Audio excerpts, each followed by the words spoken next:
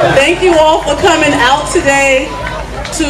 This is really to honor and to celebrate our icon, legend, Hattie Cawthon's birthday. Do you guys know who Hattie Cawthon is?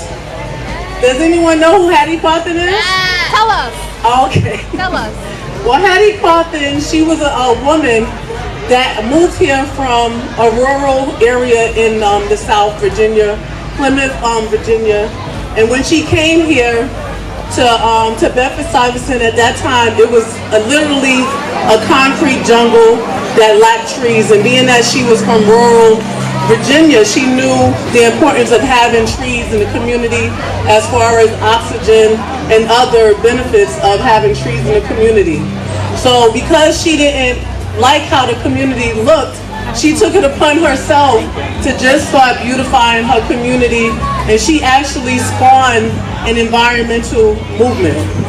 Okay, and she actually discovered these two trees. They're called Magnolia grandiflora trees, and in front of these three brownstones, and she knew it was rare for them to exist in New York City due to the inclement weather conditions. New York City of the past was way more inclement versus how it is now. Now we're having more of a tropical environment. So these are the two Southern Magnolia grandiflora trees. She actually saved these trees because back then, these developers, the neighborhood was changing, these developers came and they wanted to tear down these three brownstones. Okay, she was clever enough to actually landmark these two trees, and these are the only living landmarks in New York City. Okay, Hattie Cawthon did that, and by way of her doing that, she was able to save the two trees because the trees survived because they're housed inside of the buildings, and they actually survived due to the heating system inside of the buildings, believe it or not. Yeah, so that's what saved the trees, and also the park is across the street.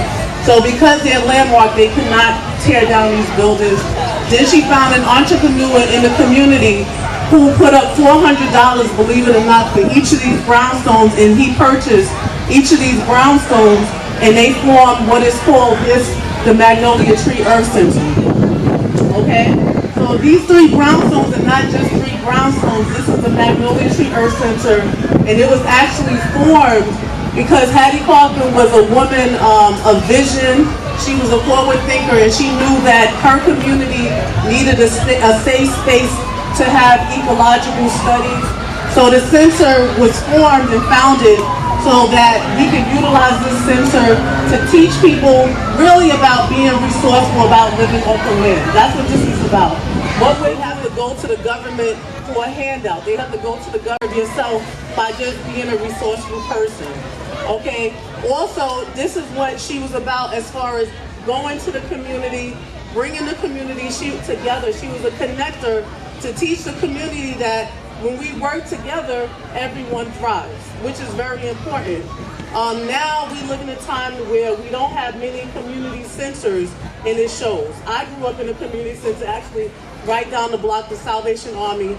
They were an after-school program, Christian-based, and they actually raised us when our parents weren't around. That's what Magnolia Tree Earth Center is about back in the day. Even now, we have an after-school program on the top floor. Children of Promise on, I think it's on McDonough. That's another after-school program. It used to be PAL. But these after-school programs, they're the lifeline of the community for children. You know, we do what we do now because the people who came before us planted the seed to teach us that it's not good to just be just be all about yourself. Summarizing this incredible event, but just introducing myself, that I'm the Director of Community Engagement and Partnerships at Brooklyn Museum. 6 months ago, I think it was, that we sat down and we had a listening session with those in the community here in Bed-Stuy over at Game when it comes to institutions. So this is our baby museum on wheels. I also have my partner here, Alexis Gonzalez. He's over there in the back. It's a team of two, but we a mighty team. But within that, we partner with Magnolia Tree Earth Center and brought our partners, Laundromat Project here, Ola from Black Girls, Free Women's Library. Black Girls Sew is in the unit as well too, teaching patchwork. We also have Cool Cultures here in the back that is asking you how we preserve Bed-Stuy. We're seeing it change so many spaces, and preservation and archival work is so important, but it's really important that we do it together.